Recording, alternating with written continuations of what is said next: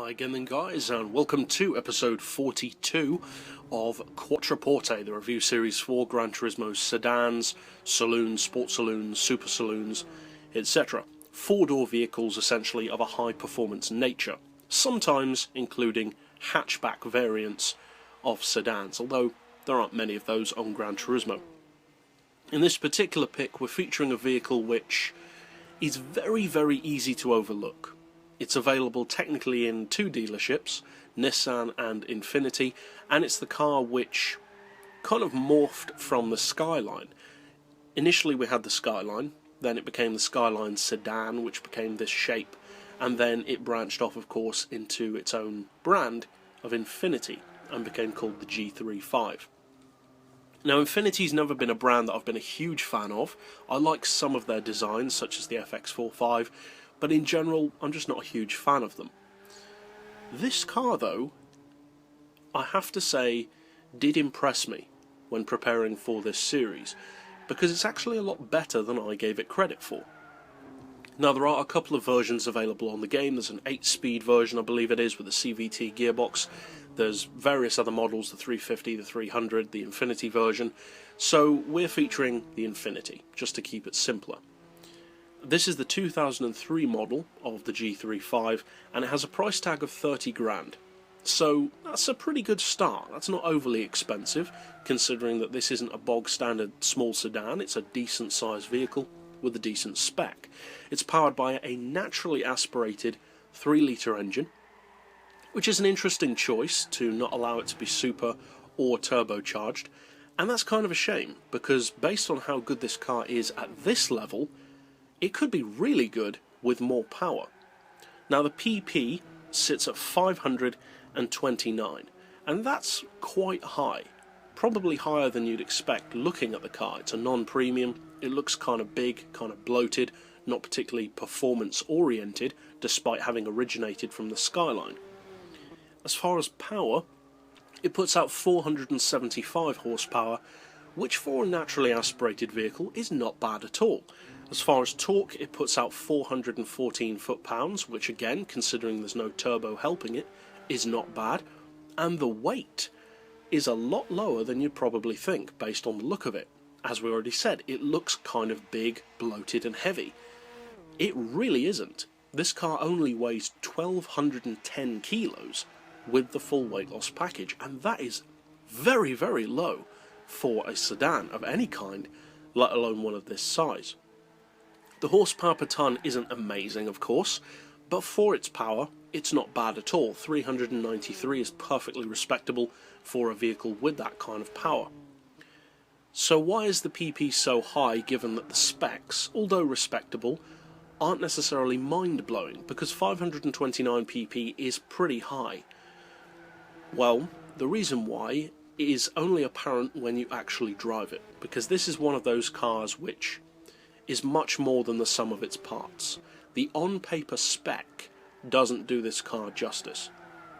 No, it's not the fastest of sedans in a straight line. I'm not going to turn around and tell you that this can launch off the line in 1 second to 60 or anything silly like that. It's not some mind-blowing OP vehicle. It's just very good. And that is where you can feel the Skyline lineage coming through.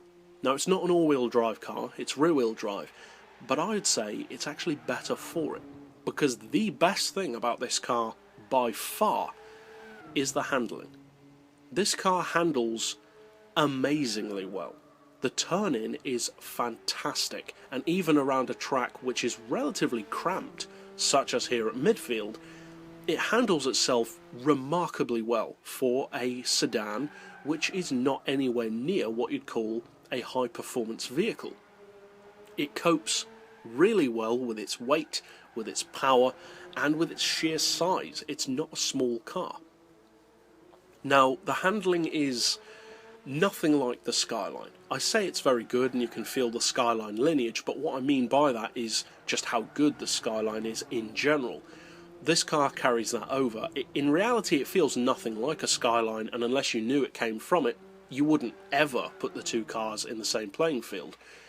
The car handles in a much more sporty kind of way, I would say, to the Skyline. The Skyline feels very much like what it is, an all-wheel drive car. And in some ways, the Skyline can almost feel overprotective to the driver. It feels like it's doing all the work for you. This car doesn't feel like that. You can step the tail out. You can make mistakes in this car. But the handling, due to not being all-wheel drive, is actually very, very sharp. It's pin sharp, in fact. It goes exactly where you point the car. You can turn into corners with the kind of handling that you'd usually expect from a sports car.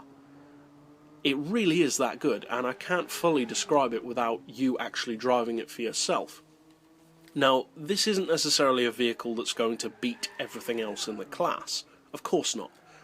But I would say that as a circuit racer, rather than a straight line machine, this is a great sleeper car. Because usually sleeper cars are known for just that, their straight line performance. And most of the sleepers in the game are good for that. This car is a sleeper in a different way. This is the kind of car which, if you bring out in, say, a 475 or 500 pp lobby, people aren't going to think anything of it. They probably won't even notice you on the grid. But the handling is so good, and on so many tracks, that you can actually find yourself winning races against vehicles which look much more impressive. But the difference is, they just look more impressive. This car actually does the job better than many of them.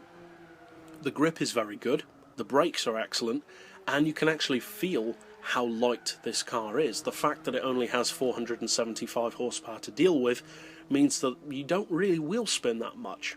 Now, it does deserve more power for sure, as I mentioned, but overall, for 30 grand, I would definitely recommend checking this car out. Don't expect it to be, the best thing ever, but keep your suspension and diff settings relatively simple, and you'll be surprised by just how well this car handles. But that's it overall for this particular episode. I'll see you guys next time, and as always, thanks for watching.